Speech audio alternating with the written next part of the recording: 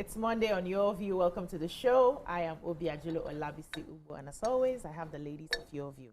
Nima Akashadzibiri, how are you?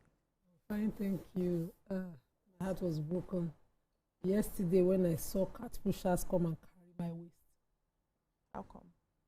So you know where I live. In fact, the way the community responded to not having waste collection over the years was to fill a major road with it. When the road construction was due to be done, government said to excavate it because they cannot do a road on that kind of waste.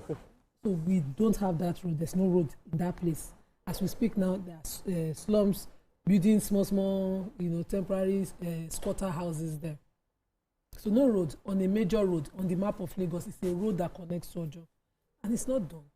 And so I did everything under the former Loma GM to get us a PSP there.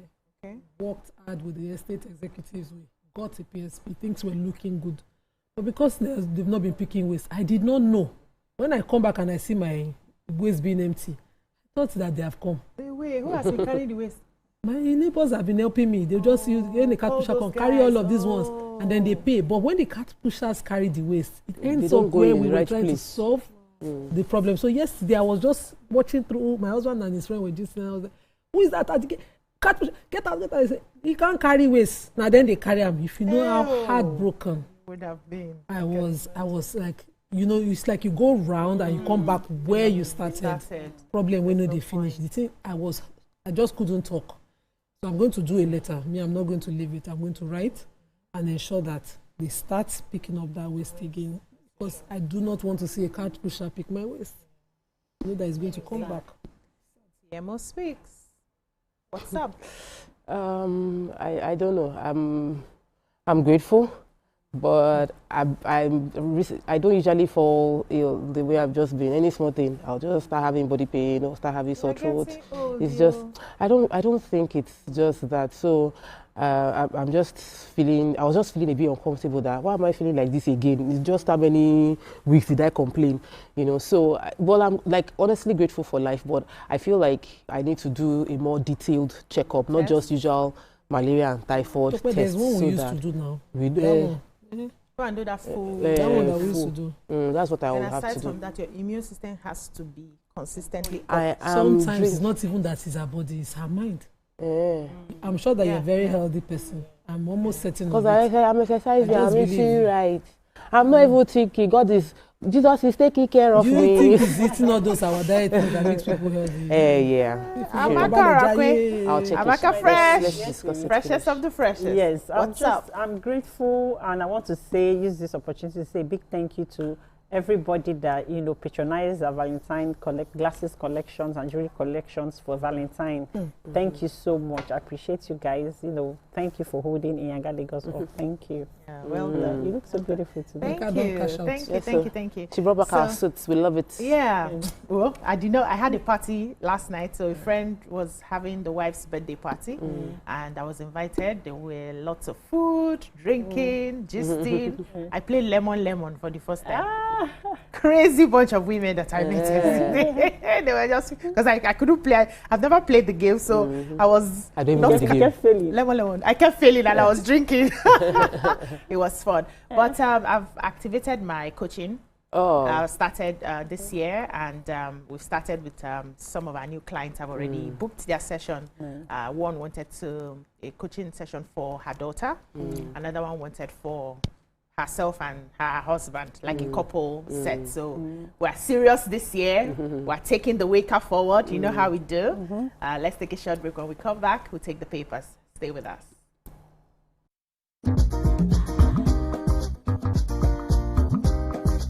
Stay tuned. Your View will be right back.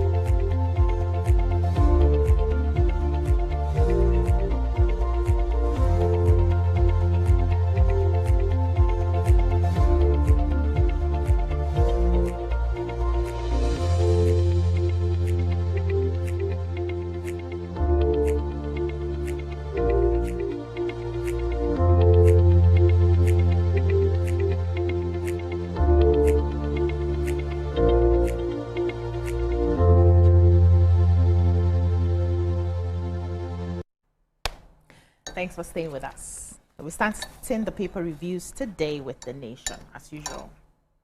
Major headline: while real-time e-transmission of results can't work by Senate, we lack communication infrastructure for it. Federal lawmakers reconvene on bill. NSIA deploys long-term capital in healthcare sector. Air-Rufai's claim of chemical importation diversionary. CBN managed banks to no fate on recapitalization. Why I dumped Labour Party for ADC by Obi. Land buildings rent exempted from VAT, says Oyedele. And the bottom strip, Osun PDP, federal law state lawmakers okay Tinubu Adeleke for re-election. What do we have in The Nation? Interesting story, the Air-Rufai story.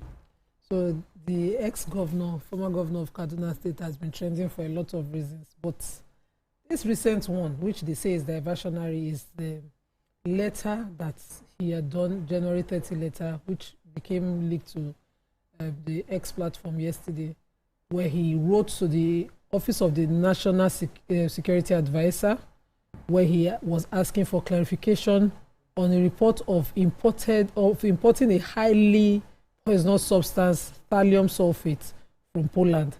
He said that in that letter, he was Brigadier General O.M. Adesuyi, on behalf of the NSA, who is speaking on behalf of the NSA, is saying that the allegation that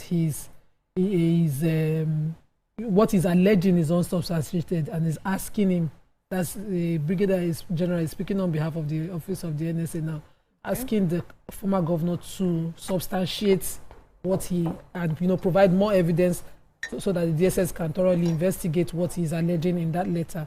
But the presidency says that the former governor of Kaduna State is doing diversionary tactics because he wants to draw attention away from the 432 billion corruption allegation that is hanging over his head with the EFCC.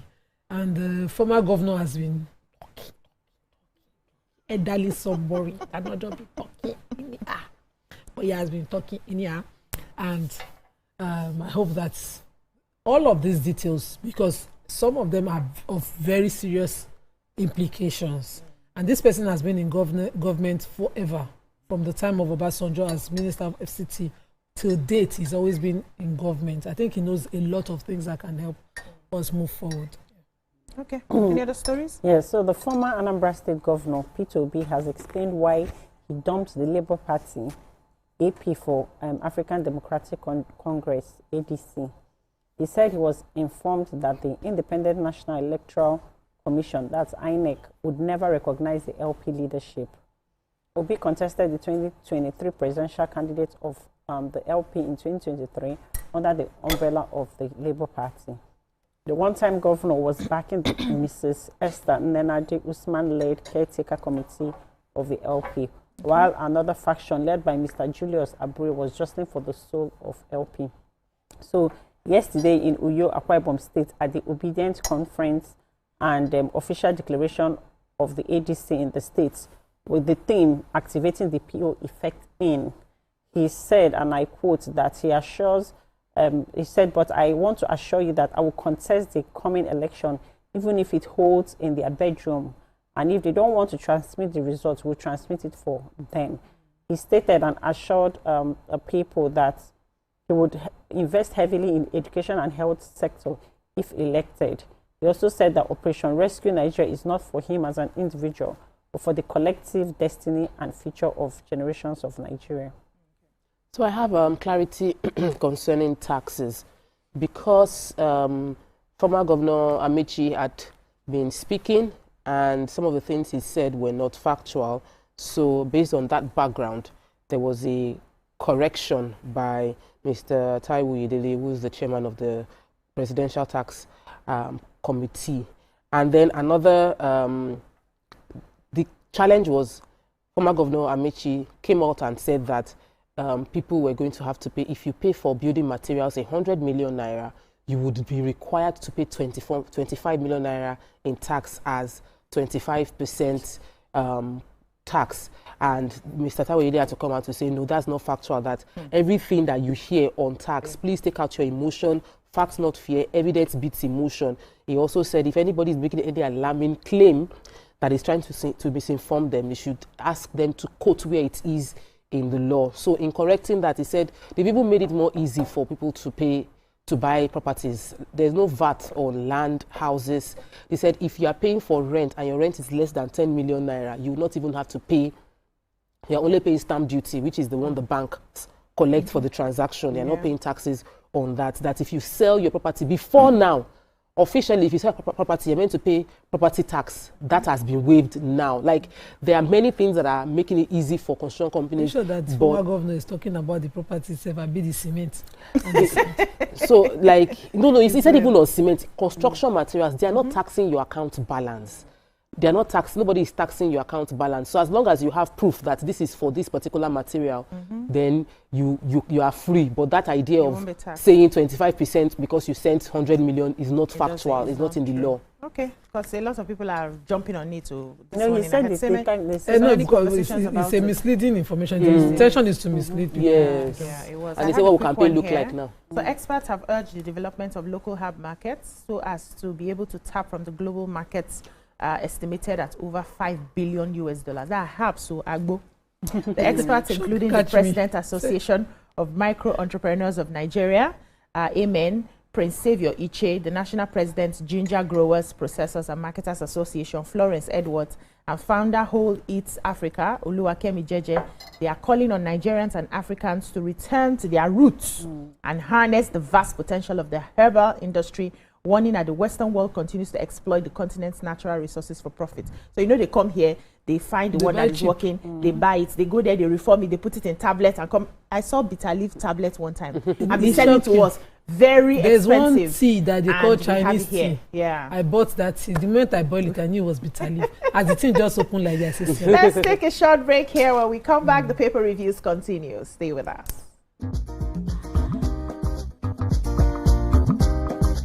Stay tuned. Your View will be right back.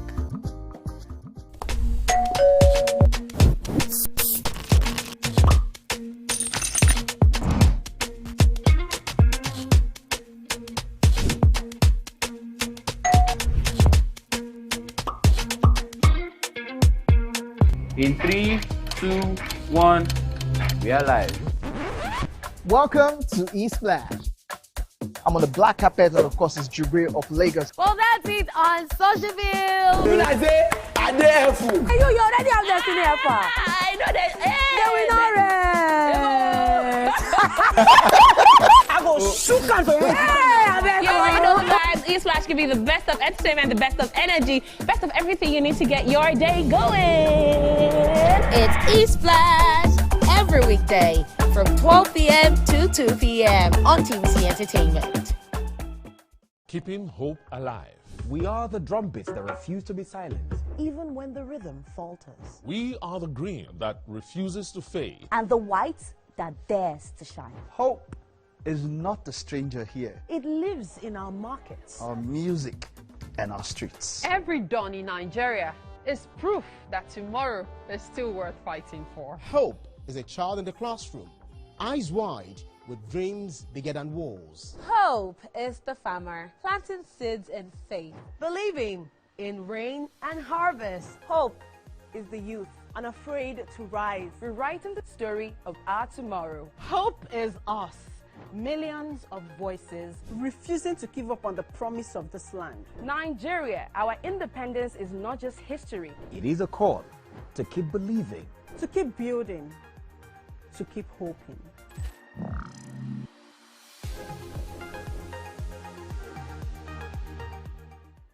Now hope they carry us. Even when wahala they choke, we stand gidigba.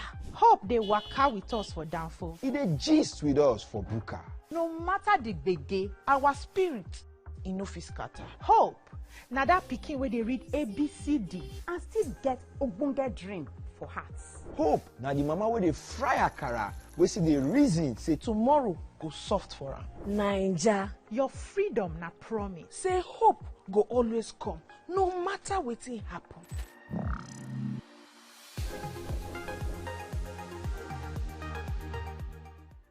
Think fast, play smart, win big. We Cash, the game show where every contestant gets the opportunity to win money. No long waits, no dull moments. Just quick questions, quick moves, and free cash. Every second counts, every answer pays, and everyone walks away.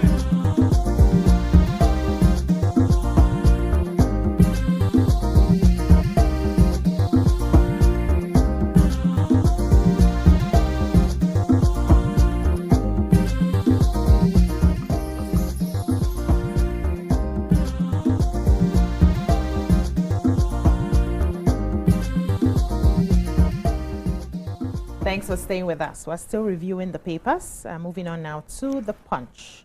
Major headline: National Assembly moves to shift presidential poll to February 13. Ex-Inec chiefs demand real-time results transmission as National Assembly panels meet. Shetima leads federal government delegation to Kano after devastating market fire. Tinubu's Adamawa visit reignites Finteri's defection rumors. Insecurity: lawmakers split over Ndume's support for U.S. troops deployment, and Kwankwaso returns from India trip amid U.S. sanctions threats. What do we have in the Punch? Okay, let me take the Vice President's delegation. So the President's delegation, which will be visiting the Kano market after the inferno that got the market in Kano, would include the Vice President, who will be leading the team, and members of the Speaker of House of Reps, the Deputy Senate President, and all of those people. Plenty of them shall be big people. And, Chairman House Committee on Appropriation to be there. And, of course, all the Minister for Humanitarian Affairs, Director General of NEMA, they will be going to, of course, see the people, pay their condolences, and then, according to the Special Advisor to the President on Information and Strategy, Bayo Onanuga, they would also be pledging on behalf of the federal government financial assistance to the market, to Kano State, to facilitate the swift reopening of the market. This market, 1,000 shops burnt.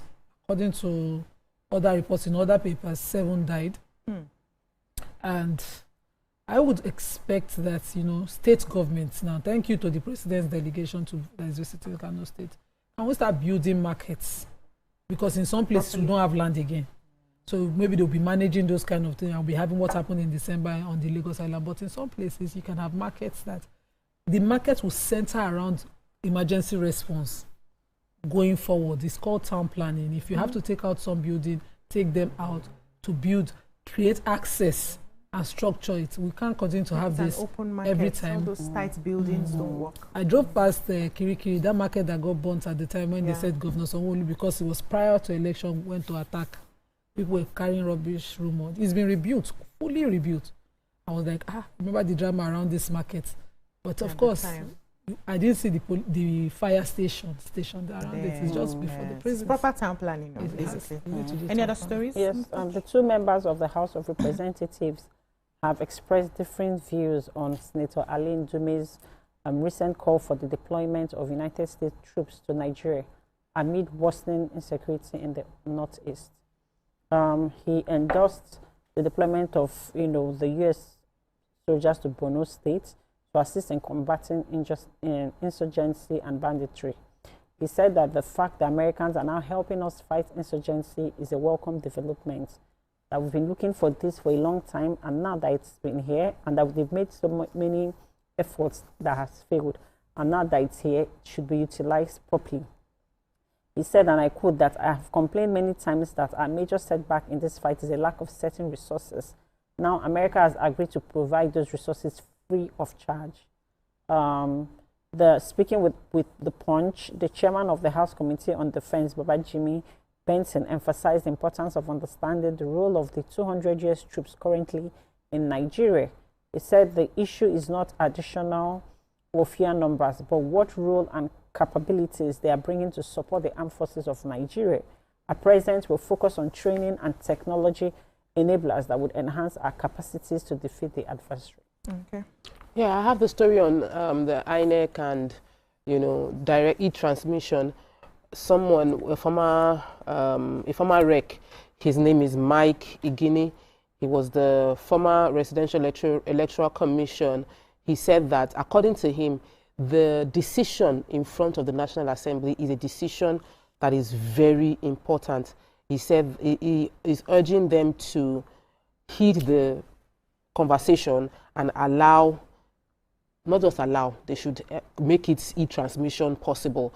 And his data was based off the fact that there is a major turnover within the states at the House of Assembly. He said in the Senate, almost, in most cases, 70-something, 60-something% of members of the Senate don't get re-elected. And it's not because they were not elected for, but because if they don't have party backing, they don't win their elections anymore. And he feels that sometimes because at the point of collation, manipulations take place, that for transparent election, e-transmission will guarantee and deter people from trying to manipulate at collation centers. But if you don't make e-transmission compulsory, if you are going to have to defend your election with collation result at collation points, it's most likely going to be manipulated results. So he's urging them that they will be the major beneficiaries because many of them have people that will vote for them, but the party structure, once it changes, they lose their seats. And data over the past 1, 2, 3, 4, 5, 6 years show that over 50% of senators and House of Rep members don't get re-elected if they change their parties.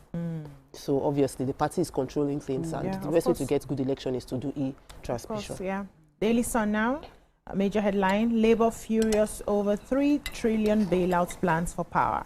Claims money moved to settle the boys ahead of 2027, demands reversal of privatization. 2023 mistake won't repeat in 2027. This is Obi. Step down for Tinubu, it is not Southeastern, Umahi. Recapitalization, banks rush to finalize merger.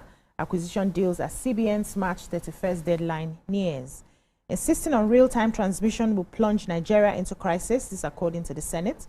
ADC knocks Tinubu for attending fishing festival amid escalating terror attacks. Says 1,300 Nigerians reportedly killed in last 41 days. 8 states earmarked 31 billion naira for legislators, houses, cars, and furniture. Another story here, Cross River listed as oil-producing state as federal government interagency committee submits reports to RAMFAC. And finally, 5 killed, 4 injured in Ebonyi mining collapse. Okay, let me quickly take NLC, which I totally agree. NLC is saying that the Nigerian Labour Congress is saying that the federal government's plan to pay between 2 trillion and 3 trillion to Gencos as subsidy is koni, ujuru, and I'm totally in agreement because according to them, where is the lights? And this, well, let me find a reason. The only reason will be that this is a failed investment for the investors who have gone into Gencos, and they are big men. And there's one of them that's in video show in Aso Rock, you go and see President last week. But that's not in the newspaper, it's my own person. They are joining 2 and 2 together. But the NLC insists that, electricity subsidy claim remains phantom as the 3 trillion is another ruse and goes nowhere. And they question the rationale behind federal government's decision to pay between 2 trillion and 3 trillion to Gencos and describe it as a clandestine move to settle the boys as the 2027 election approach. I don't know about that one, but I know that the Gencos have not done the business of distributing that electricity they've recorded to have generated between the 4,000, 5,000 megawatt. I have not translated to 24 hours lights for Nigerians. The band A have not translated. So that's 2 trillion. Can we go and invest it in our transmission company where the problem is? Every administration has repeated that it is transmission company that is the transmission angle that is the problem. Power. So if we have 2 trillion, 3 trillion, we don't need to give a Genco. They'll be all right. Yeah. Give transmission. We should call first of all settle where the problem is. I'm NSC. This one. Any other story? Yes, I have the story about 8 states have marked 31 billion for legislators, houses, cars, and furniture. It's a follow-up story I took a few weeks ago, still highlighting the fact that 6 billion naira has been allocated for Lagos State House of Assembly. 40 people are supposed to get 6.2 billion naira for houses. They are also, they said for houses in Abuja, with each resident costing approximately 155 million naira. They say this excludes billions budgeted for travel, vehicles, sitting allowance, and other expenditure. For Borno, where insecurity have kept countless children out of school, the senators have allocated 4.55 billion for refreshments, 4.55 billion naira for refreshment, honorarium, welfare in 2026, while primary school libraries across the state will receive 95 million for books. And that's an amount 48 times less than what a lawmaker will be getting for refreshment. Wow. So misplaced priority is what this is highlighting, that we're not health and education budget per state is getting trimmed. Travel, honorarium, cars, furniture is getting increased. Wow. How do we really, are we really serious? Who do we hold responsible now? But then they sign now the House of Assembly. Oh, that big go. That's all we can take on the newspaper reviews. When we come back, we'll move on to the topic for today. Stay with us.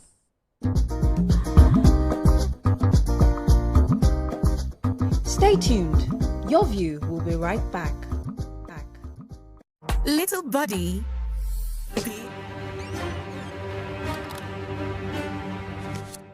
Every clash of ideas begin the same way. Differences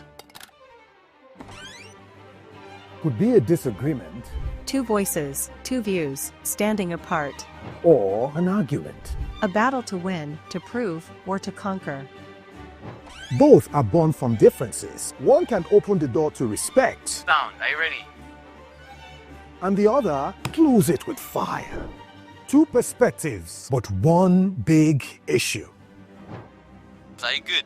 Yes, I'm good to go. So do we argue to fight or disagree to understand? 3, 2, 1, we are live. This is the big...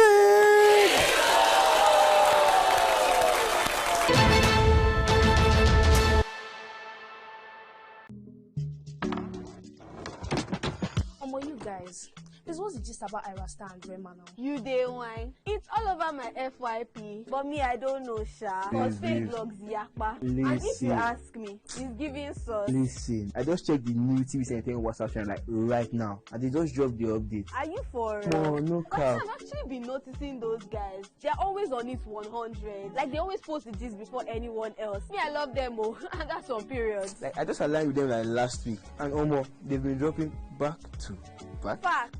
I love how it's straight from the source. No cap, no fake news, just pure entertainment. I low-key feel like an insider right now. I know, right? TVC be cooking. Real talk. It's like Gist Express. Premium gist on cruise mode. Always first. Always late. Clock it. Clock it. You know what, guys? I just joined. Active. Jess is right. What you're trying to say to you is, for your premium entertainment content, scan the QR code on your screen right now to join the TVC Entertainment WhatsApp channel.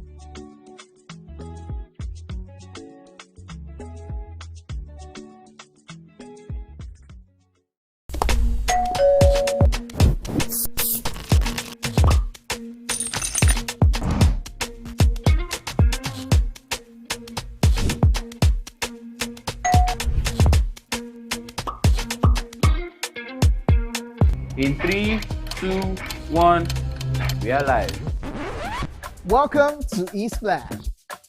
I'm on the black carpet, and of course, it's Jubril of Lagos. Well, that's it on SocialVille. When I say, I dare fool. You already have Destiny Helper. I know that.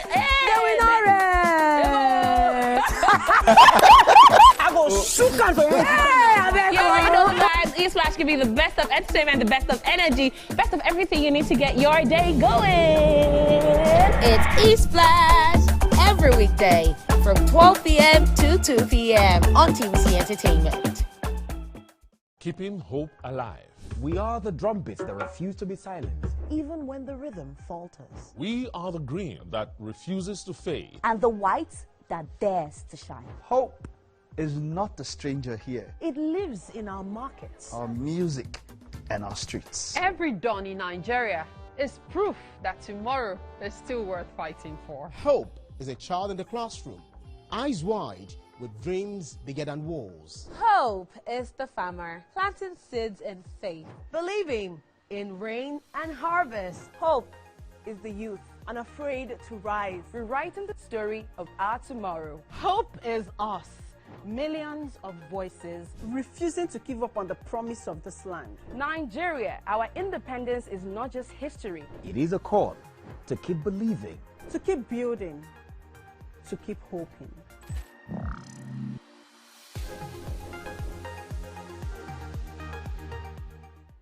Now hope they carry us. Even when wahala they choke, we stand gidigba. Hope they waka with us for downfall. It they gist with us for buka. No matter the gbege, our spirit in no fit scatter. Hope now that pikin where they read ABCD and still get hope.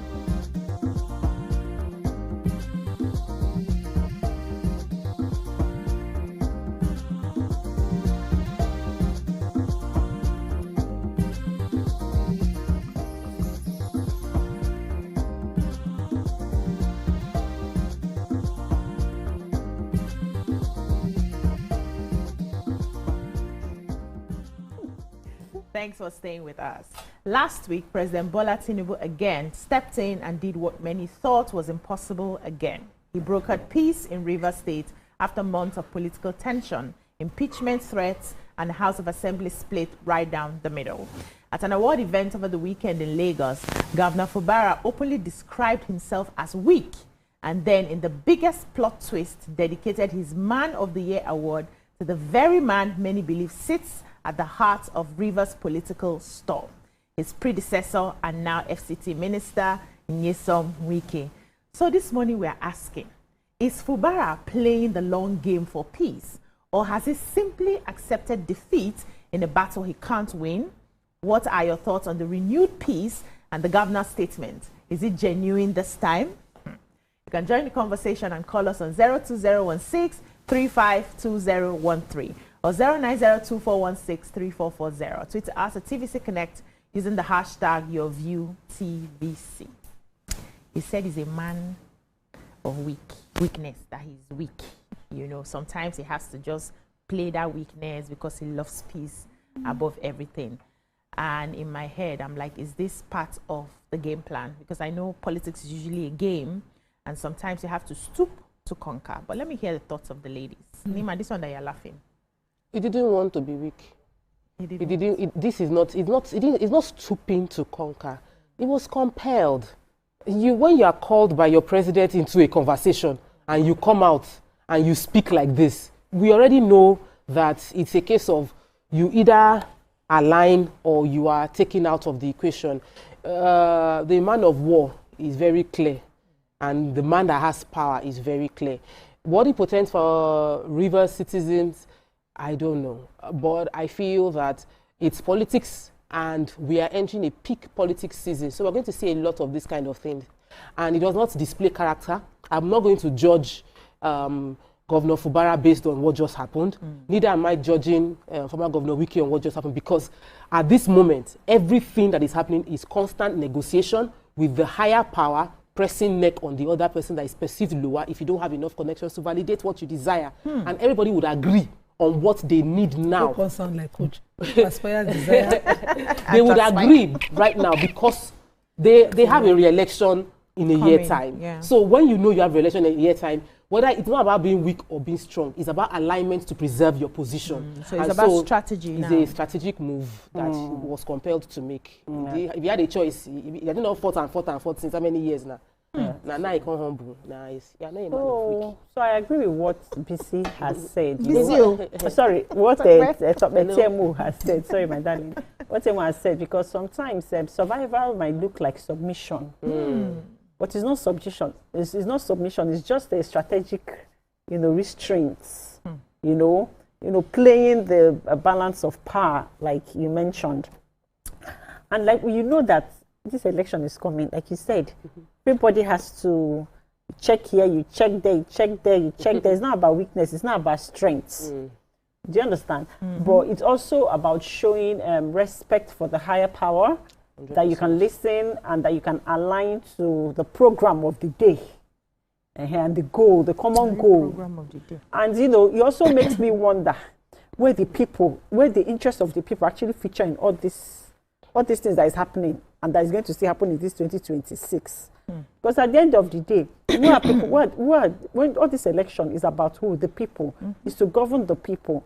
And it's as if there's just so many personal interests in all these strategic, alliances and everything happening. It's more about self. I'm not seeing anything about the people. And it's worrisome. Are we going to have a change in 2027? I think it's going to actually change in Nigeria. Are we still going back to status quo? Like, what do you mean you're not seeing anything about the people? If somebody, for instance, believes that if I am in this position of authority, I'll be able to help my people, and I have to do whatever it takes to be in that position of authority so I can help the people. Why is it not about the people? So if you're in a position of authority, but you can't do anything with that authority because another person overshadows that authority and tells you what to do, you don't have any authority. You're not selling the people. You're still selling yourself. Actually, do you understand? The people has the matter is the matter. The matter is the matter. It is what it is. So that's my own on this issue. Nima.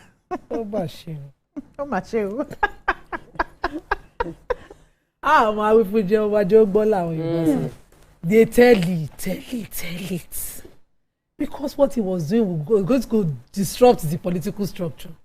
He was beyond him, but what he was doing, he allowed the people to want to use him against the owner of the structure.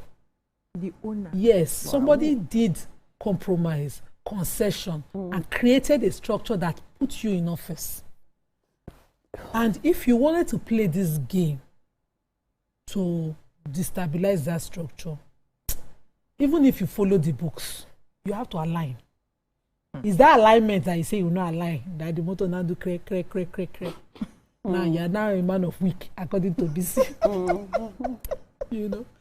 So when I saw it and I saw he was dedicating awards, I said, frustration is not good behavior. As your Bible people say, kneeling down, it does not mean good behavior. It didn't mean anything, that dedication. Because he's not the only one who used the structure to get into the office. Let me give you people gist of another governor that they use structure and put in office. Just not too far from Rivers. If you go the other side of the map like this. Yes, ma'am. You know the governor. That governor lawyer, EFCC could not carry his predecessor. He used governor immunity motto. Escort the predecessor. Even from FCT back, they said the predecessor still the government as from there. Yes, they find out. And that's how loyalty should be. Yeah. Wow. But is the governor not working? He's working on. Even that particular governor is housing one of my projects. He's working. So I cannot even say it's not working. I know how he share foul for poultry. This matter can only be taken from a comedy point of view, I'm telling you. He share foul for poultry farmers, and we were all praising because even me, I hear of the foul. We're praising him. Chicken feed, he went agriculture-wise, he did things for people. So we can. So why Fubara Okon different? In the sense that only you one. Let's even take it from the events that happened here. Born House of Assembly, insisting they will not sit down. That person that give you that method, that modus operandi, it didn't work for him too. But someone would give you stubborn idea. If borrow that one, it didn't work. They put sole administrator because they want burn the entire place down at the detriment of the people of Rivers State who were just looking for a 4-year tenure government that will deliver dividend of democracy. Because as we speak right now that you are now a man of week, it's next year May the whole thing finish. So true. And we don't know whether there's a continuity possibility because of now. The other day, his predecessor, the minister, carry mic and swear in the public open. If you submit a betrayer will be, he was cursing in the public open like this. In the broad daylight. And people were doing, amen, in the crowd. That one ain't shocked me. They were swearing. And I said, the thing we push this man, reach this place, this betrayer penamo. No, but you said something very, very key, which is political structure. Yeah. I'm coming, I want to explain why I say that structure. Because what he did to be in a party and did an arrangement to work for another party is something that was too risky. But he took that risk. You now sitting on the other side, knowing the kind of work he did, you want to disrupt it from within. It is a no go fight you. Because if they cannot get him from outside. That's the truth. They will get him from within. Remember when our Senator Masajin Fit was a chairman party? Okay. He's from our constituency. They remove him. 4 people now remove him from ward level. So they cannot get him from outside. This man knows that this concession, I'm a big man in the outside. When they want to get him, it's from one inside. Small mole from inside. And you were governor. You know his structure. You say he should not fight you, but you say you will not lawyer this structure. So take that one home mic in the public.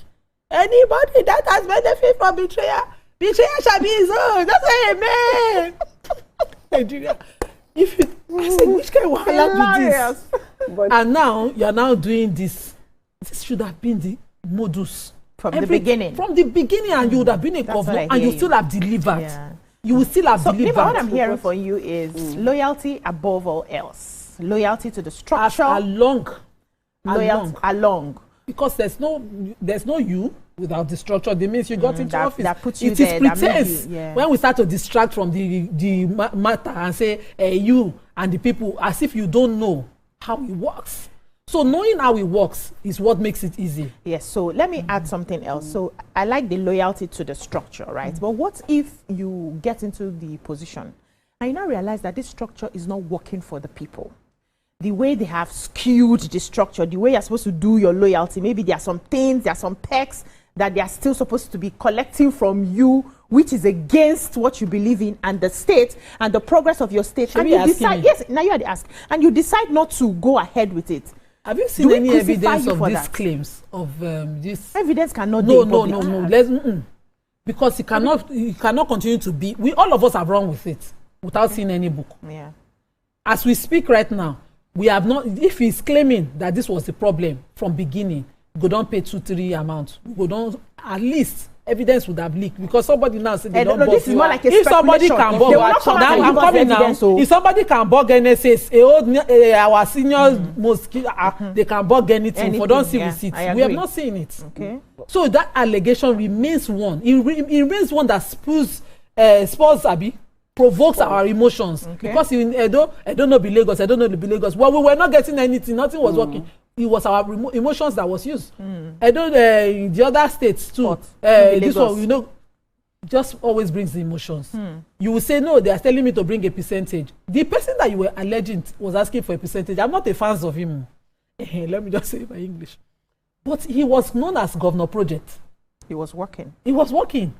While you are busy doing this politics, they claim projects across the FCT. So he is sticking work to his name. Yeah. You distract too much now. This has just proven something that survival in Nigerian politics is more important than pride or working for the people. Like if you said the next election is next year, May, right? Okay, if they ask you now in these 4 years, or that by there's a May next year now 2027, what has this administration, what have they done for River States? What work? Like, can you come and show now and say, because I've done this, please, you push, you vote me back. Because I want to see how his campaign is going to look, what is going to look like. Okay. Do you understand? Because wisdom is profitable to direct. Yeah. So it's either from day one, like as in you align. Number two, okay, when they put you in the first place to govern River State, what was your campaign promises? On what mandate? How many have you fulfilled? What mandate are you standing? What did you say we are going to do? Which one have you done? The mandate can be to break the bone of political powers and godfatherism. It's possible, but he did not say that publicly, did he? But he still did not achieve it. We'll take a short break here. When we come back, the conversation continues. Stay with us.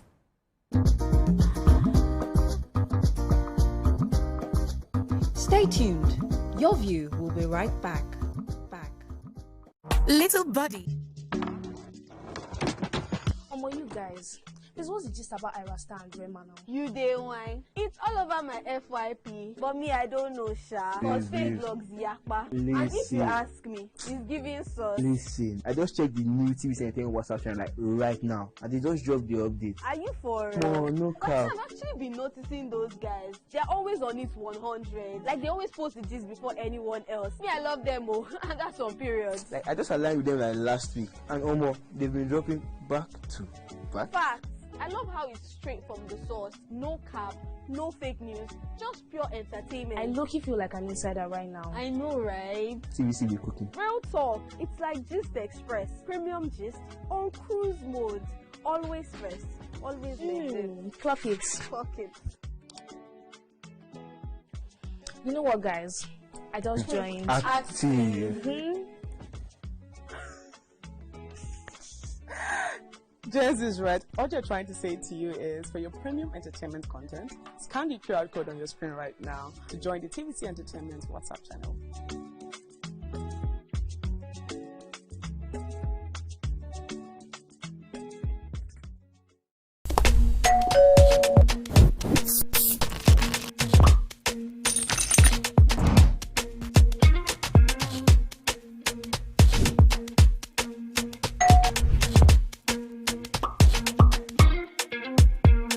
In 3, 2, 1, we are live. Welcome to E-Splash. I'm on the black carpet, and of course, it's Jubril of Lagos. Well, that's it on SocialVille. When I say, I dare fool. You already have Destiny Alpha. I know that. I go shoot can for you. You already know, guys. E-Splash can be the best of entertainment, the best of energy, best of everything you need to get your day going. It's E-Splash every weekday from 12 p.m. to 2 p.m. on TVC Entertainment. Keeping hope alive. We are the drumbeats that refuse to be silent.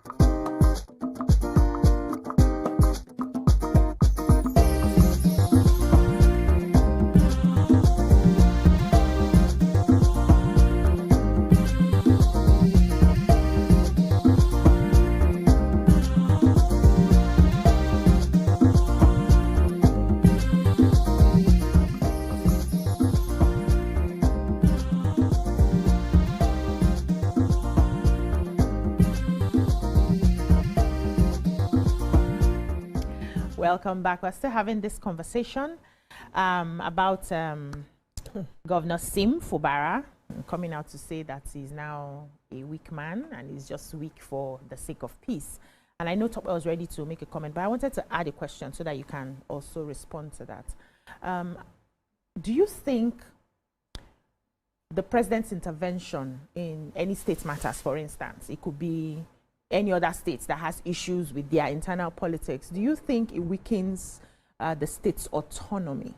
Because normally in proper government structure, democracy, states are supposed to be able to handle their own affairs. But where we now have to start calling the of them, or that's the president to come and wade into this because we're not finding a way to resolve our issues, does it weaken state autonomy? Should the state be able to handle their affairs and allow the president focus on his own affairs? Because uneasy lies the head that wears the crown. The president has a lot that he's handling than settling state matters. Okay, so I'll answer your question first before my additional contribution. First thing I'll say is a state that cannot fend financially for itself is a state without autonomy in the first place. And if you look at the data based on all states of Nigeria, even those that have internally generated revenue, vis-a-vis the debt that they are servicing, everybody is still under president at the end of the day. So what we, especially when you have a president that is as politically savvy as our president. So if he was under former President Buhari, he didn't have time for politics, but there were people behind him who were the cabal that were managing and manipulating and redistributing the powers. So, but our president is very politically savvy. So, and our president is at the helm. He's not just a figurehead, he's in the power, he held on to his power. So he would be involved. And because all states will still defer to the president for money or the presidential system to go and get federal allocation, there is no autonomy. So let's leave autonomy matter. Let's deal with how the clear handwriting on the wall has put a former governor as the political structure and political leader of the state that is being managed by the governor. It is a change for our democracy. Prior to this time, whenever we are having conversations around politics, apart from Lagos State, every other state, the governor is the governor. But over time, there is a once you become governor, you are seen as the leader of the party structure, leader of the political structure, but they are like things you need to do to maintain that power. What I feel, where I feel that seems... Take a call and I come back to you. We have Ayodeji from Abuja. Good morning, Ayodeji. Hello, good morning. Ayodeji, are you there? Yeah, I'm here. Good morning. You're live, please. Yeah, good morning. Very low. Yeah. Can you hear me? Yes, we can hear you now. Yeah. I want to ask to Governor of Harcourt, that is Ubara.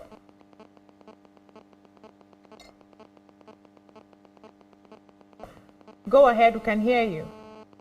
Okay, yeah. I think what he's doing now is we could be working on that duress. So he's just maybe trying to be calm. Look, if I were him, I would do exactly what he's doing right now. You know, sometimes when you fight, they say who will fight and run away needs to fight another day.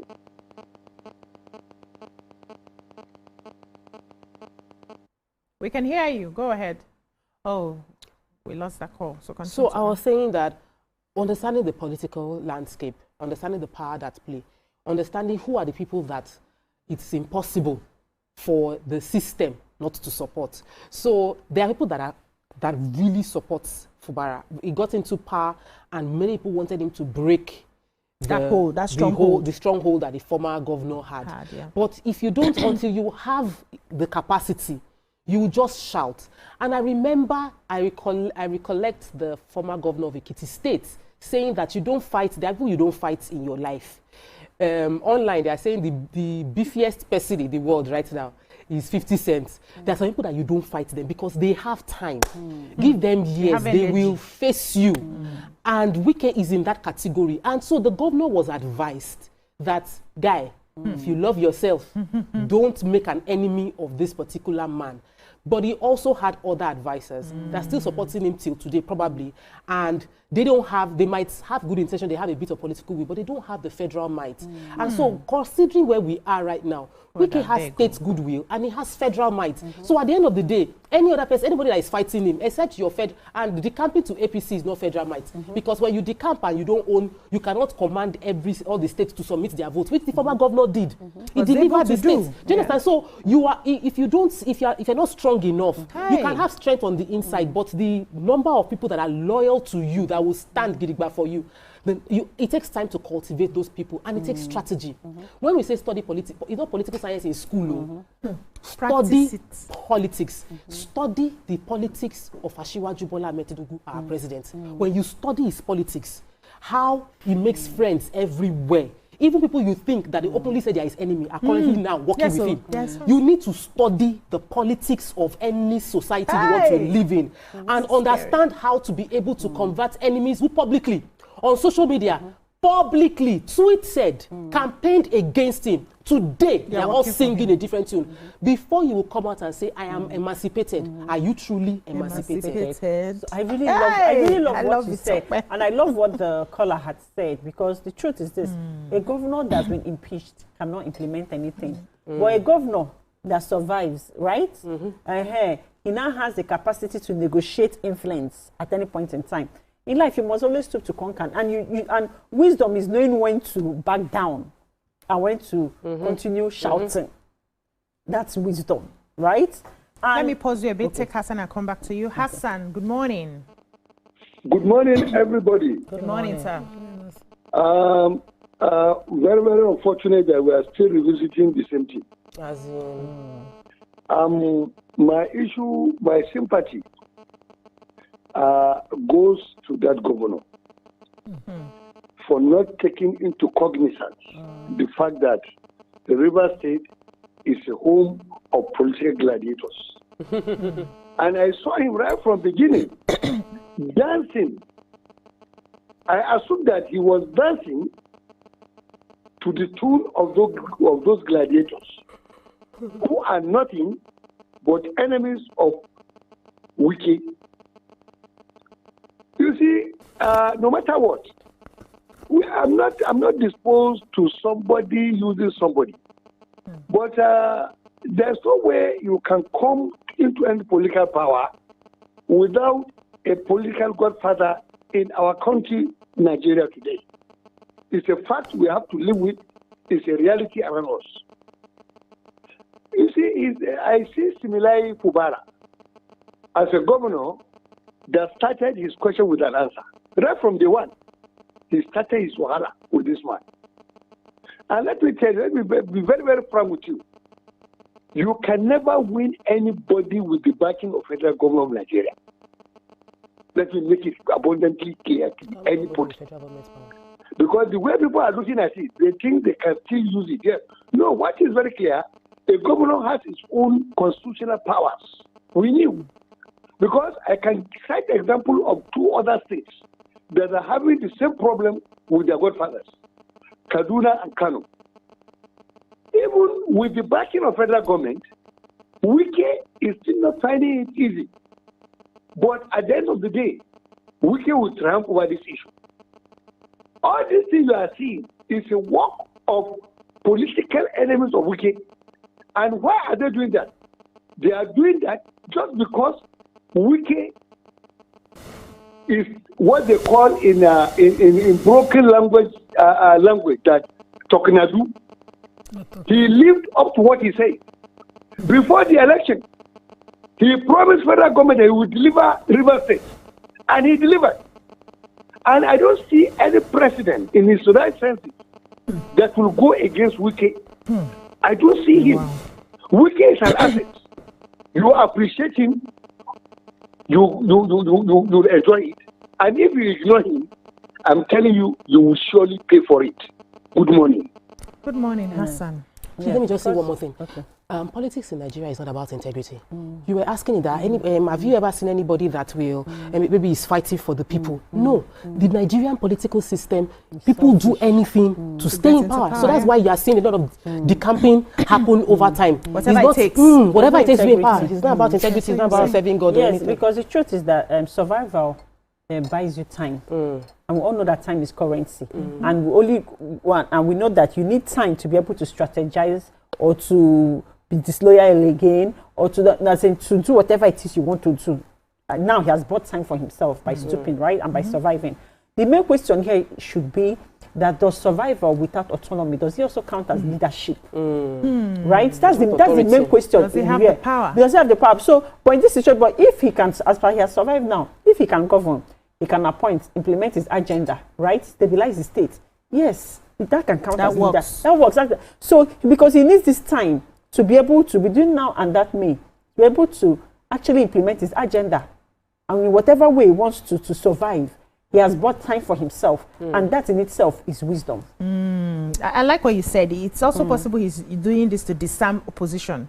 To say, okay, I don't hear, finally I've come back, I'm now a good son, I've made my mistakes, I've learned my lessons, but I'm here. So that the Wike can calm down, things can settle, and then maybe they stop fighting while he's re-strategizing. You know, these things happen in politics. Everybody has their own agenda, and nobody gets into politics because he's selfless. I was just discussing with Amaka during the break. I said, nobody gives you anything because they love you more than they love themselves. Everybody has a selfish agenda. So if the selfish agenda works to take you there, embrace it. The same level of love that they used to give you when they want to fight is the same passion too. Someone who loves you passionately will fight you passionately. That's how it is. You cannot choose one and say you will not accept the other.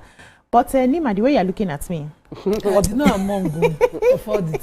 let me take Michael from Ondo and then I'll come to you. Michael, are you there? Yeah, good morning. Good morning. I want to really appreciate you guys for your, it's a warming discussion. Thank you. But I quickly want to say this. We need to go down the history lane. We discovered that there was a time in Edo State when Obaseki became a governor, and Oshomole was trying to, and the kind of ruling Oshomole was giving was not as what we're experiencing in Rivers. I could remember vividly, Wike was the person that was in command saying, no, there must not be godfatherism. And he even went after them, saying that if he after he's out of office and he practiced authoritarianism, that he said all kinds of words against himself. And look at what he's doing right now. You know, if Tinubu is like Buhari that we have now, in the past, we would have been having a different tone of events. It's just that Tinubu is a kind of person that compensates loyalty. And that was why you see that the federal power that is being used against Fubara. If it were somebody like Buhari that does not interfere, look at what happened between Aregbesola in Osun State and the then governor. Buhari didn't say anything, even though it was an APC man. He didn't interfere. Whatever thing you guys want to do. The federal might could not work. But because of the kind of person Tinubu is, that's why I look at it things were working. Wike was able to succeed. Wike also betrayed Amechi. He was able to succeed because he had federal might.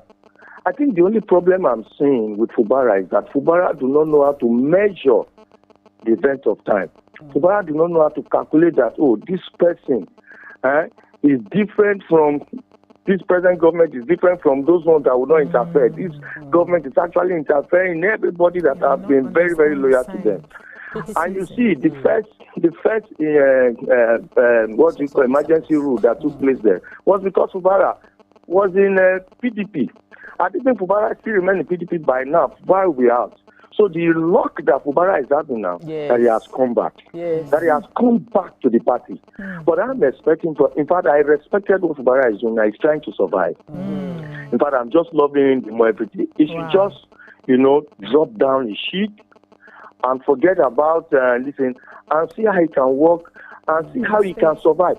The mistake that Fubara did, the moment the APC chairman and the national secretary came out to say Fubara was the leader, Fubara was supposed to be doing that campaigning that Wike did.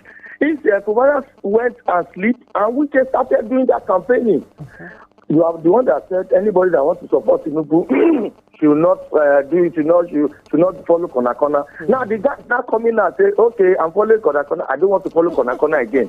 And came out boldly, loudly, throughout the 18 and the 24 local governments in the state, and you were sleeping.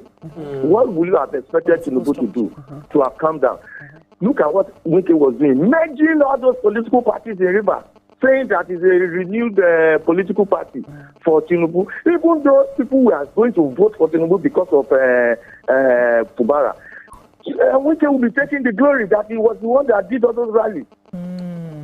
Fubara is supposed to have taken that step immediately, and he will have won the war. But he allowed himself to be dominated by wicked political truth. I think that is where the problem is. Just that Tinubu is still respecting the governor power as a state. They still have a lot of power. That's why what Tinubu is just doing, you should be fighting yourself. I will support the both of you. You will not be impeached. You will still remain the number one there. And that is the game is playing. And to me, thank you so much, Michael. Well explained. But we'll take a short break now. When we come back, we'll find a way to tidy the topic. Stay with us. Stay tuned. Your view will be right back. Heartburn is caused.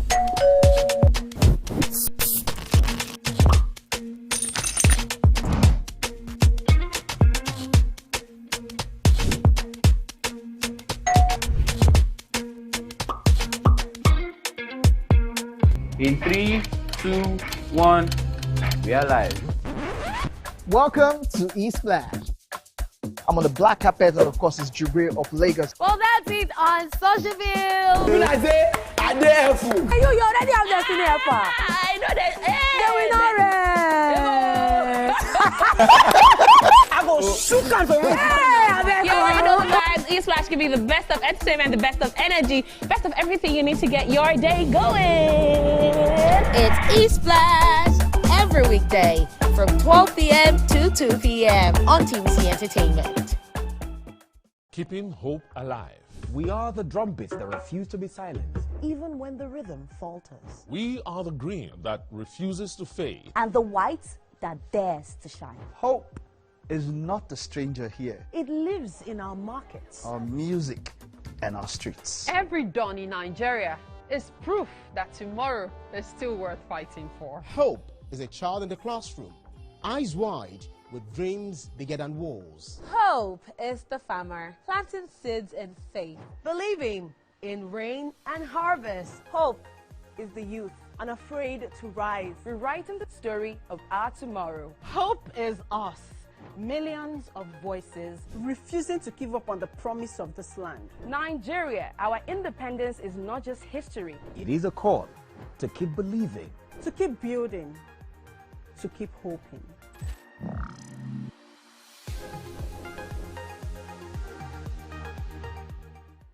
Now hope. they carry us. Even when wahala they choke, we stand gidigba. Hope they waka with us for downfall. It a gist.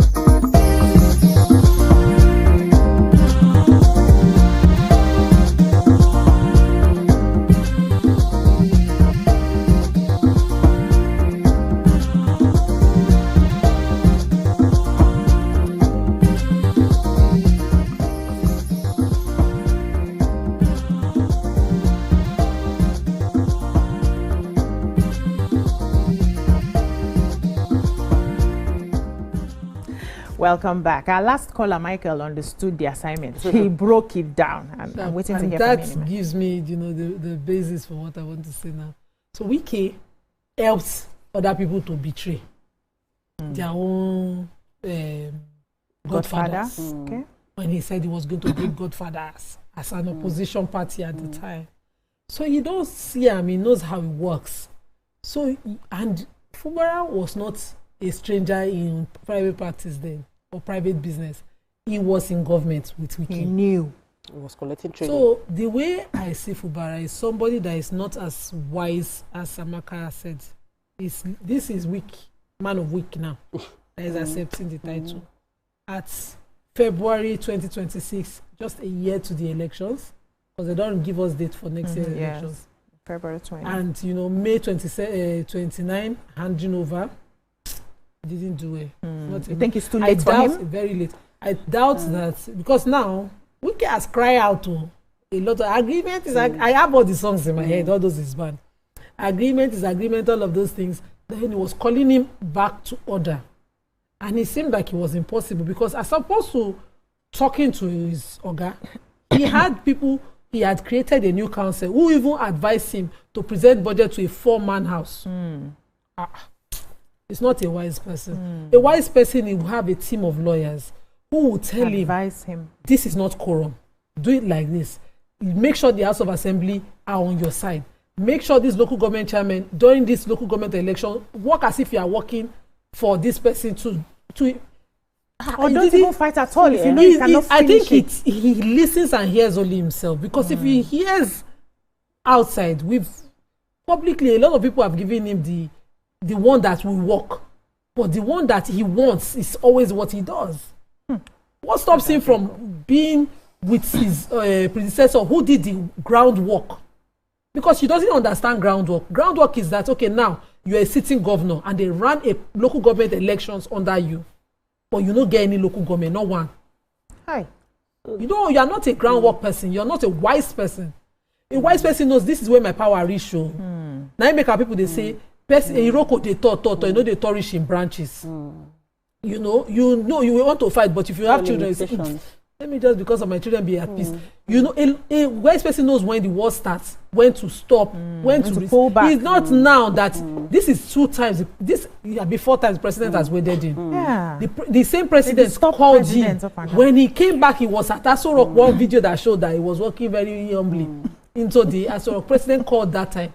President put a sole administrator just to calm nerves, let everybody calm down. This 600 billion that the sole administrator saved for down, it still cause problem after he come off office. Waiting happen. So it's not what I doubt that he will be coming back. I doubt it.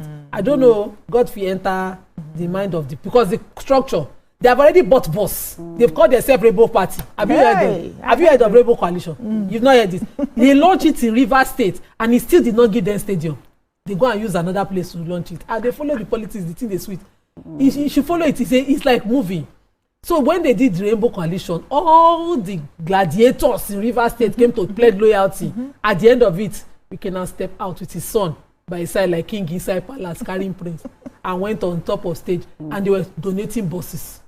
Are you kidding? For the election that we have not even started campaigning for. They have already said that they are rainbow. This is saying that the APC and the PDP in the state are one party. They remove color and group, they merge color. And right under him, he was watching. The thing, I think it has gone far. He has missed his boss. So the truth is about is about knowing your limitations as a human being. Yeah. You need to be. That's what I always say. They say, man. I say my father always says, man, know thyself. When you understand your limitations, your weaknesses, your strengths, you're able to, navigate through life with more wisdom. That being said, history does not remember the person who kept quiet to survive. History was history, whether you like it or not, will remember the person that governed with visible authority. Now so it be. That's how it is all over the world. That's how it is all over the world. And I would just urge other politicians to learn from this thing. And then when you come into a seat of authority, all these our leaders, they need to go for public speaking lessons and courses. They need to know how to play with words. Even how he even came out to even say that how he's weak or whatever. That, as I don't even know the choice of who wrote that speech or whether they wrote it for him or who told him to speak like that. There's how you can still pass a certain message without and then still retain your pride and ego and power without belittling yourself. So there's, I don't know, they really need to go for public speaking courses. Yes, they do. Let's take this call. Okoro from Nasarawa. Good morning, Okoro. Hello, good morning. Good morning, sir. Are you hearing me? Yes, we can. Go ahead. Yes, I have introduced my name. I'm Dikin Ferdinand Okoro. I'm calling from Nasarawa State. You're live, sir. Eh? Go ahead, you're live. We can hear you. Okay, thank you. So, you see, one thing in Nigeria is that anyone is in upper hand. No matter the way you go up, people will be happy with that person. That's survival by the fittest. That's the main principle in Nigeria. If you get money from anywhere, they clap for you. But the truth will still remain. The standard still remains. You see, anybody comparing one person and another is making mistakes. Nothing can be the same. It can never. There must be differences. I had when the other Elijah was comparing maybe Kwara State and Kogi with that place. You can't compare two things together. That agreement you are hearing, if Nigeria is working, who is supposed to be in court now? How can you slave somebody? How? Who does that? How can you slave somebody? You can't defend anybody. You can't do this. You can't do it for what? You see, that is Nigeria where anything can go. So the truth is that the kind of agreement, the kind way, nobody can be like Wicked in life. Don't never compare one human being with Wicked. Wicked has no comparison. When you come to anything, enigmatically bad or things like that, look how you can't. So he subjected this man like a puppet. How can you, go and just type from the beginning of this month. The type of how many appointees he has. I'm struggling to him. Yes. At least governor is governor. But I'm not going to talk of how to talk. The volume is low. Are you hearing me? Not very clear in the studio. Okay, what I'm saying is that the agreement was too bad. It's slavery. That type of agreement Wiki is talking about is slavery. Himself supposed to be caught by now. How can you slave a human being? Who does that? Check from the beginning. No appointee from Wiki's from governor's side. That state I talked. The whole governor. In fact, at least like local government now, if they have 3, they can 5. They can give this one 2, himself take 3. Just like that, everything going on. So you can't be comparing him when you don't understand how the other people get. Okay. Wike has no comparison. Nobody can serve him. Okay. Thank you so much. The dynamics of states are different. Let me mention Lagos. We had a working essay for works that made sure that I finished out my road. I used to even call her. And then they brought out lists for ESCO. An appointment, the governor sent his list to the house. The speaker removed some people that they did not work groundwork. You are talking about, we are talking of the ideals as if no, it's like they teach us in the textbook you must work. No. In the other states in question that I say I will not mention the governor, they transfer ESCO from the previous administration to him in his first tenure. Are you joking? Nigerian politics, just study all it over and the world. watch it's not just Nigeria. See, look the dynamics. If he had worked with the first 2 years with the ESCO that his former governor has given him, yeah. And we saw that he was not achieving anything, is that not when we will criticize him? Did he do this kind of advice made him not even work with them at all? That tell him you are not a small man, you are a big man from the beginning, and taught him disloyalty from the beginning. On the structure that made him work. Did he forget that when Wike was working for a federal APC government to get into presidency, there was an APC candidate for governorship in Rivers State? Why couldn't he have worked for that person? And then he put you, you know, it's the same thing. It's the same thing that Wike is learning in the hard way, because he helped them uproot some governors from some predecessor godfather in some other states. It's the same thing he's learning. There's one other governor that taught somebody in the southwest states how to betray. And that one, even at the primaries, he was camping here in the states and he was betraying. I like watching this their game. That former northern governor, too nice, in running Eleta Sketela. The person that he taught too is running Eleta Sketela. I don't understand how we think.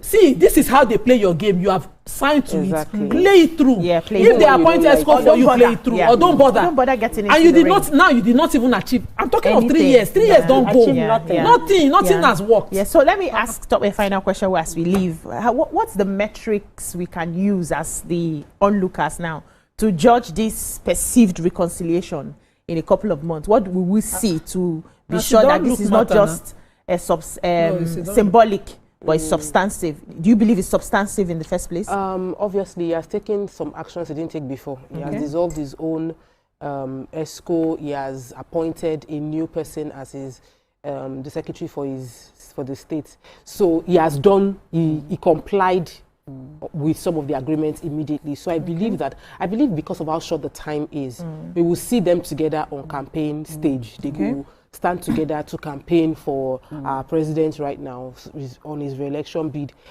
It's the metric for me is not about how well politicians resolve their crisis, but how well politics serves the people. People at the end of the day. What, from every indication, the people that should be crying and shouting, they are not crying and shouting enough on what they want. So the River State people, don't wait until anybody is sponsoring your campaign. Go online, do video, set phone. Everybody has smartphone, and let us know what you want in your local government, what you want in your state, how you feel like the governor has served you. What you say, we will reflect here, because we cannot see how the shoe is pinching you from Lagos. But we would like to hear from you. Amazing. Thank you so much, ladies, for your contributions. We wish them all the best. We wish Fubara all the best. It has a short time before the next elections. Let's see how he's able to impact River State, which is the most important. The people at the end of the day should reap the benefits and the dividends of democracy because he is in power. That's all we want to see. All this internal politics, I think they should sort out themselves. That's all we can take on this segment. When we come back, we'll move on to another topic. Stay with us. Stay tuned. Your View will be right back. You guys, this was just about Irasta and Grandma now. You day wine. It's all over my FYP, but me I don't know, Sha. Cause fake blogs yakpa. And if you ask me, it's giving sauce. Listen, I just checked the new tvcentertainment WhatsApp channel like right now, and they just dropped the update. Are you for?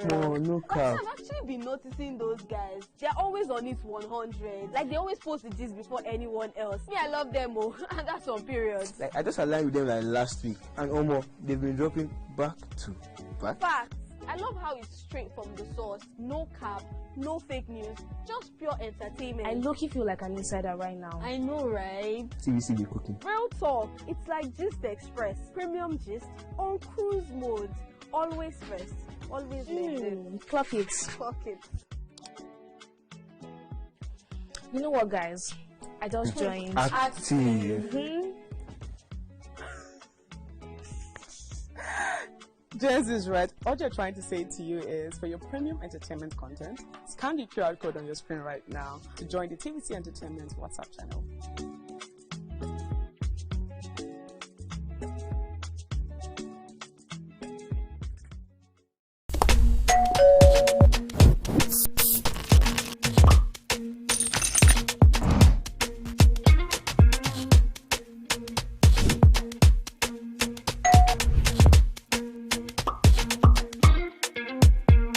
In 3, 2, 1, we are live. Welcome to eSplash. I'm on the black carpet, and of course, it's Jubre of Lagos. Well, that's it on Socialville. When I say, I dare fool. You already have Destiny Alpha. I know that. I go shoot and for You already know, guys. eSplash give you the best of entertainment, the best of energy, best of everything you need to get your day going. It's eSplash every weekday from 12 p.m. to 2 p.m. on TVC Entertainment. Keeping hope alive. We are the drumbeats that refuse to be silenced, even when the rhythm falters. We are the green that refuses to fade. And the white that dares to shine. Hope is not a stranger here. It lives in our markets, our music, and our streets. Every dawn in Nigeria is proof that tomorrow is still worth fighting for. Hope is a child in the classroom, eyes wide, with dreams bigger than walls. Hope is the farmer planting seeds in faith, believing in rain and harvest. Hope is the youth unafraid to rise, rewriting the story of our tomorrow. Hope is on.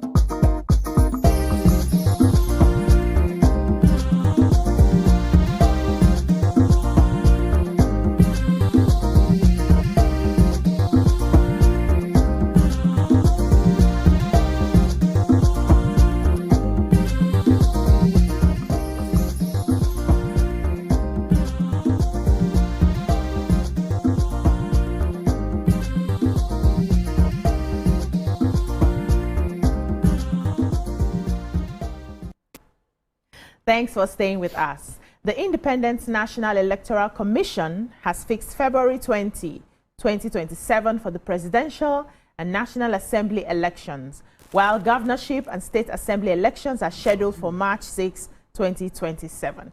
Inec says these dates follow constitutional provisions, and it has already released the full timetable, complete with deadlines for party primaries, nominations, and campaigns. To help us unpack what this means for political parties, aspirants, and Nigerian voters, we are joined from the Federal Capital Territory by Mr. Ezenwa Nwagu, Executive Director of the Peering Advocacy and Advancement Center in Africa, PACA. Welcome to the show, sir. Thank you. Good morning. Good morning, sir. It's a pleasure to have you this morning. You pronounced my name very well. You are one of the first to do so. Oh, thank you. Thank you so much. Okay, so we're talking about INEC, Independent National Electoral Commission, and the fact that they have fixed the elections for February 20. That's especially the presidential election and the National Assembly elections. And they had also fixed the governorship and state assembly elections scheduled for March 6, 2027. I would like to know their level of preparedness for these elections, especially the presidential and the National Assembly. What do you think has been done, what is on ground, and what do you think we still need to do before next year? Well, I think you'll have invited them to tell you about their level of preparedness. But Okay. from outside, I think the first step is to do the ground tilling, which is to put out the timetable. And the timetable awakens all the stakeholders to the fact that we're now close to, we're on the eve of the 2027 election. And you know that election is a law-guided activity. Yeah. So even when the timetable should be announced is guided by law. If Inec did not do what they did between now and February 20, they will have been running foul of the extant law. So the most critical thing is that now every stakeholder is aware of when the election will be holding. The delayed passage of the amendment of the Electoral Act kept the Electoral Management Body in limbo in terms of what next needs to happen. So we're going to see a flurry of activities. One of the first will be to open the window for continuous voter registration. Those who have turned 18 will now have opportunity to register. And you know that before this period, Inec had already added about 2,000 voter registrants into the already the 93 million or so voter strength that we have. This will also create opportunity for those who may have misplaced their voters' cards and those who want to do transfers to also transfer their voters according to laid down procedures in the Electoral Act. And after that, there will be, of course, after the voter registration process, there is going to be claims and objections. And the claims will be those whose names have been misspelled, and I mean, all the rest of it. I mean, objections will be those whose names have been misspelled and things like that. And then if there are people who know those who also have passed on with evidence, because Nigeria is also a funny country. People do obituary for somebody who is alive. So there has to be evidence that people have passed on before you can take them out of the voter. So all of those will come in. And then for the political parties, there will be campaigns. They will then have opportunity to, nomination of candidates. Candidate selection process will start, and many political parties have already started their delegates. I don't want to call it election, because from what we are seeing across the states is delegate selection process. It does appear that the governors have ambushed completely the delegate processes. That's coming from the noises that we are seeing. A friend called me in from Bayelsa, crying blue mother, how all these people in Sagwama have been excluded and the governor have hijacked. So this flurry of activities, we are going to see candidate selection processes, we're going to see campaign. From the side of INEC, you also have the issue of funding. If the law says that INEC should have its funding 1 year to a general election, we don't know right now. This is February, and we are going to have this election by February 20. The time that appropriation is made for money would impact on logistics. It will impact on preparedness. It will also impact on E-Day activities, that is election day activities. So while the National Assembly is still running through budgets and the rest of it, that also hampers the ability of the Independent National Electoral Commission to, adequately prepare in terms of vendor procurement. And you know that INEC is almost providing everything that it needs for election. It provides for its over 1 million ad hoc staff that will be sent across different communities. And in Nigeria, even if development doesn't get to a place, ballot box will get there. And if ballot box will get there, then you have to send workers, election workers to the place. In many of the places, the structures are dilapidated. The public schools where they are going to use, sometimes as rack centers or as even polling units, INEC will have to provide bucket, water, electricity, generators, and the rest of them. And all of these things will have to happen. If there are beavers that got spoiled in the 2023 and off-cycle elections, they have to be replaced. And most of the printing, I do know that last year the printing was done in-house.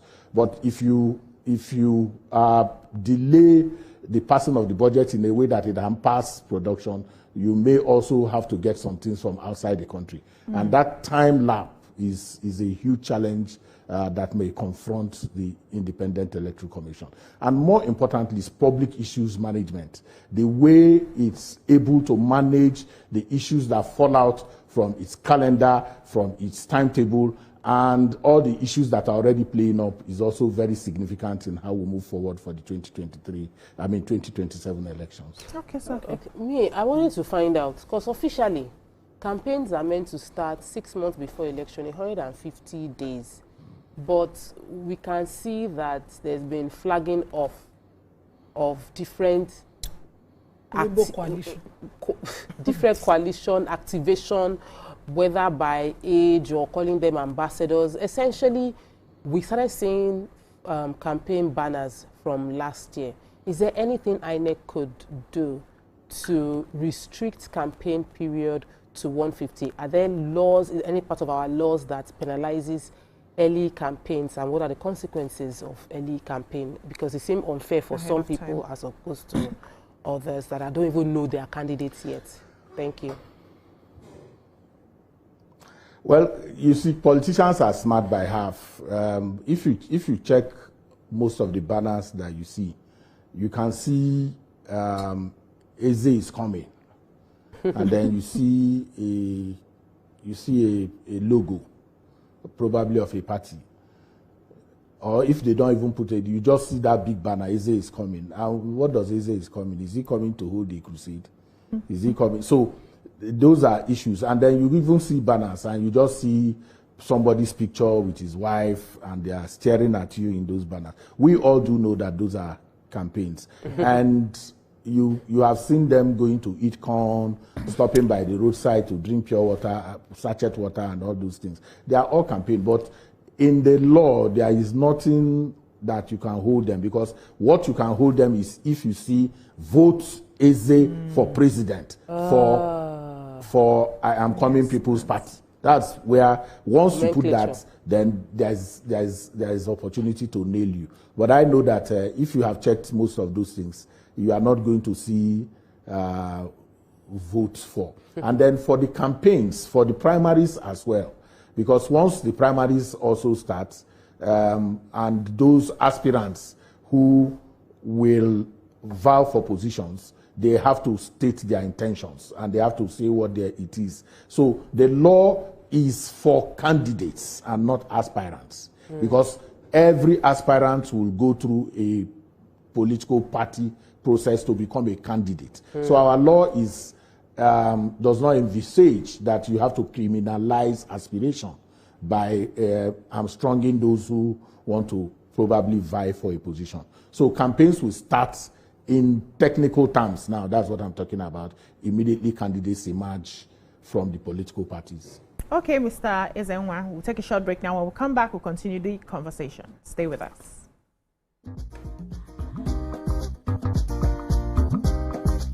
Stay tuned. Your view will be right back.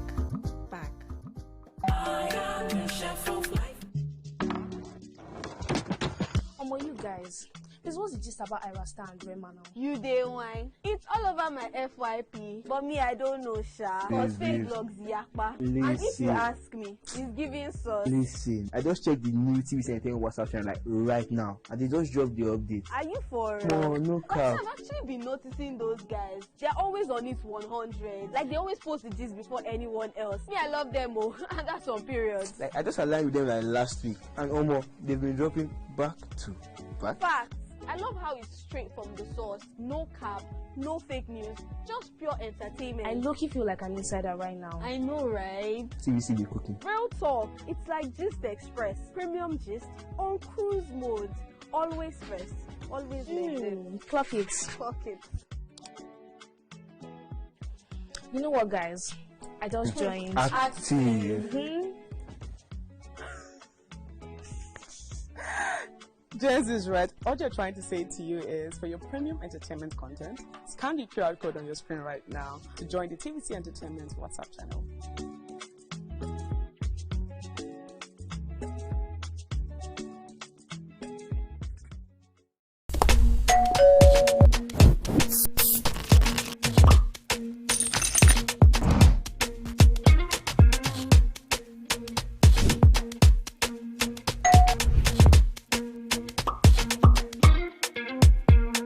In 3, 2, 1, we are live. Welcome to eSplash. I'm on the black carpet, and of course, it's Jubril of Lagos. Well, that's it on SocialVille. When I say, I dare fool. You already have Destiny Alpha. I know that. I go shoot out for you. You already know, guys. eSplash give you the best of entertainment, the best of energy, best of everything you need to get your day going. It's eSplash every weekday from 12 p.m. to 2 p.m. on TVC Entertainment. Keeping hope alive. We are the drumbeats that refuse to be silenced, even when the rhythm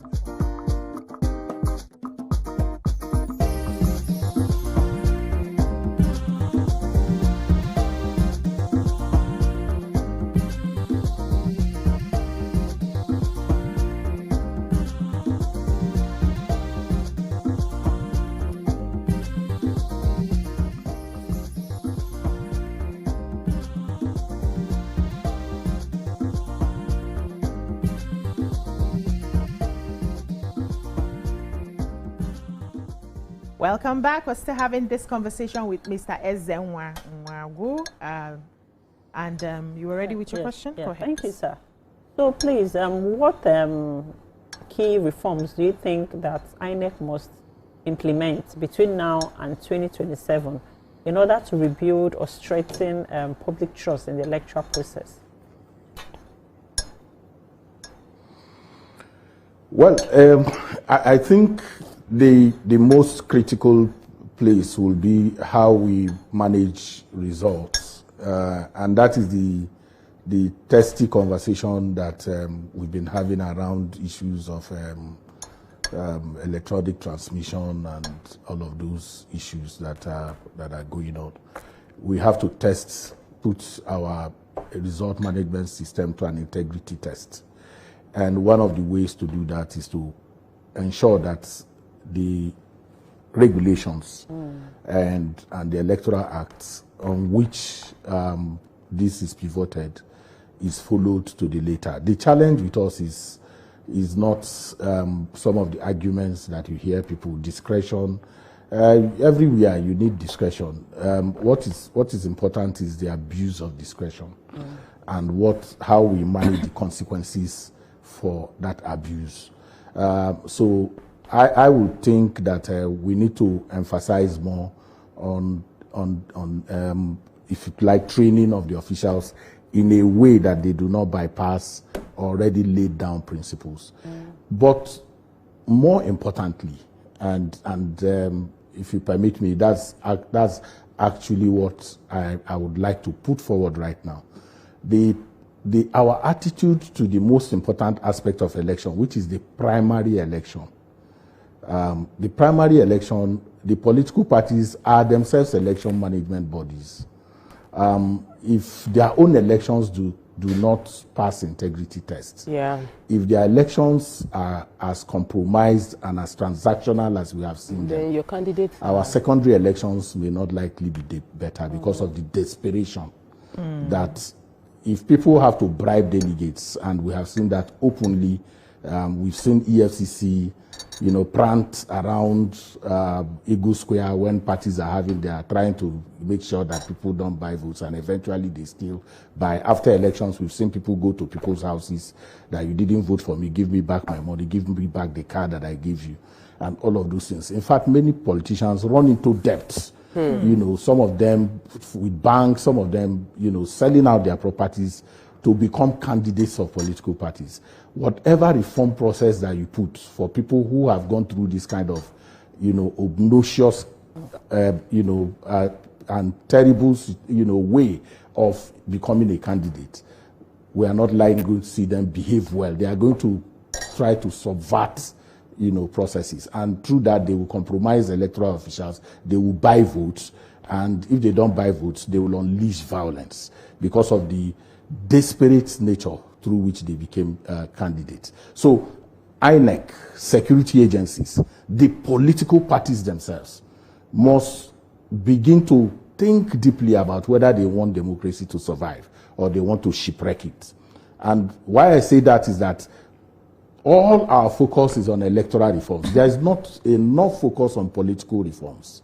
Political reforms that bat candidates that contested primaries, that are not giving primaries, that are not giving, because when you criminalize contests in the primaries, you open up the secondary election to become a fiasco. And except we pay attention to the behavior and misbehavior of politicians, their candidates, and their political parties, the outcome that we are waiting for in our secondary election may not be what we want. So INEC has very limited in terms of its capacity to rein in politicians. It is the security agencies who must follow the law, be professional, neutral, and impartial in ensuring that these people behave well. If they don't behave well, we will see them manifest everything we don't want in the primary, in the secondary election, which is the one we call general election. So INEC, political party monitoring, what can they do? When they monitor the primaries, they write reports. Their reports may be thrown out, by the courts and the rest of them. But if we start, scapegoating people who misbehave, who buy votes at the primary level, scapegoat them, try them, send them to prison in a way that is open, transparent for everyone to see that they have become, people that we can use as deterrent for some of the things that diminish our electoral process. 80%, in my view, of the shenanigans that happens in our electoral process are unleashed by the politicians, and we pay scant attention to them. So we are busy talking about, IREV, BVAS, and all of those things. When the politicians compromise the process, they implicate technology. They make sure that they subvert every attempt for those things to function optimally in a way that guarantees the kind of outcome that we are looking for. Okay. So the electoral body has, given us the date for the next elections and is already causing dispute for the February and March 6 elections, which is predicted for next year's Ramadan. And so we've heard that these our lawmakers, who we thought just came back from a recess, are also already looking into moving that date. Now, what I know constitutionally is that, the elections constitutionally has to be done within a number of days. I think 150 days before the handing over, or 30 days before the handing over. How does this affect, how important are these dates to the handing over, and why must Nigeria just leave it the way it is? This is a very tricky period. It's a tricky period with what we are throwing up. Tricky because electoral process is an unpredictable process. You can't say there will not be runoff. If there are spates of runoffs, whether presidential, governorship, and the rest of them, you imperil that date of handing over. That's very clear, and that is why it is important that people make the necessary sacrifices. And it's important to underscore that point, necessary sacrifices. Because what you are having is law, law against religious convenience. People are fasting. We need to be sensitive. We need to be, we need to also be mindful of their sensitivities, because religion is a very vexed issue in Nigeria. But law will trump all of that. If the law says we have to do this before this time, and there is no window of escape because of the nature of the kind of elections that we conduct, the only escape for us is if we do one-day election. And even if we do one-day election, we do not have the resources to do it. As at today, we don't have the resources to do a single-day election, because that requires a different kind of budgeting. If you are going to do that for now 21 or so political parties. You have to provide ballot boxes for those 21 political parties. You have to plan for 100 million voters. You have to plan for 176,000 polling units, 809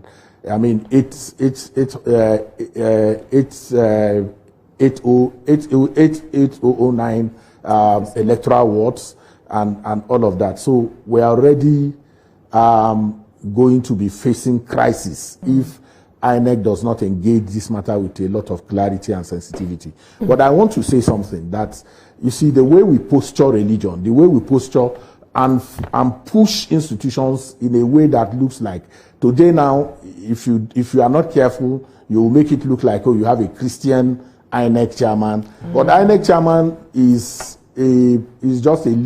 one person in the commission. He is surrounded by 13 other national commissioners whose religious affiliations are neither here nor there. In fact, you may even have majority Muslims in the national commission. And if you talk about the commission, you're also talking about 37 resident electoral commissioners. We are talking about 14,000 INEC staff, and these people have no, you can't picture them. So when the commission sits, it is not as if there is a dominant, there is somebody who dominates this date. So this date is a constitutionally determined process, and I think we should respect it. We should show the necessary restraint and sacrifice that is required to move our country forward. This electoral period on the 20th and the 20th of February and the one in March will not stop us from worshiping God the way we want to worship Him. Besides, let me just agree with you. The Ramadan is continuously moving. It will be another lunar year the year after, and we cannot continue to move elections around because of it. If you are fasting, you cannot go and queue. Rest. But Ramadan doesn't mean that you can't do other things. You can do things normal. People go to work. But it is a choice. If you are self-employed, you do things at your will. But if you're not, you continue to do things, mandated. If you have a job, you have to go to the job. Okay, you're just I was just adding to him, so I supported him. When I saw the headline this morning, I was like, why? We don't need to do this. But let me ask you, Mr. Ezenwa, there's been a back and forth of this electronic uploading of real-time results. A lot of people have been talking about it. I'd like to know your take. What do you think about electronically uploading the election results and where we should be in a country? We are making, the challenge with us is that we are helping litigants. We are helping people who are going to court. The process is already uploading. You are uploading into a server, into INEC result viewing portal. What are you uploading into that place? You are uploading still photos of the Form EC8A. Still photos. What do I mean by that? Your election is, broadly speaking, manual. You after your accreditation and voting, your votes are sorted, collated, counted, and announced manually. All of this process is manual. And then you enter it into a Form EC8A manually.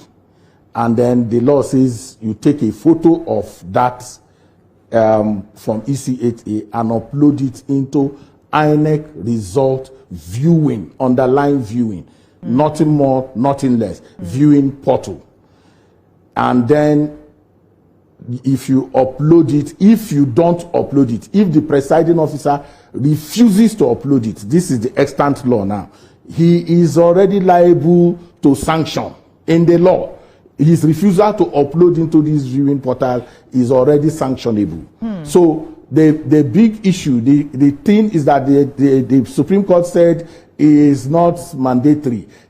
Since it was not mandatory in the Electoral Act, that it cannot hold that position, that if a presiding officer does not upload, he has violated a rule. INEC guidelines, INEC is donated by the National Assembly to the Electoral Act, and the Electoral Act donates to INEC guidelines. So in reality, it's to say the truth is that we already have a manual process.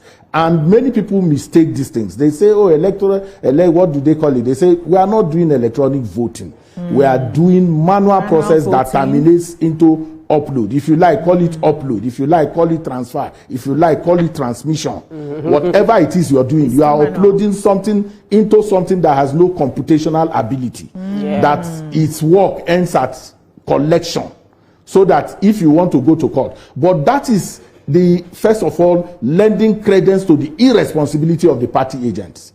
If the party agents have collected their form EC8A mined from the polling unit, the parties themselves should be able to have their own party results viewing portal. And when they come to collation center, they will not come empty-handed.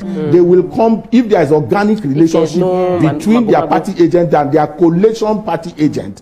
It means that they should be able to have those documents with which they can cross-check.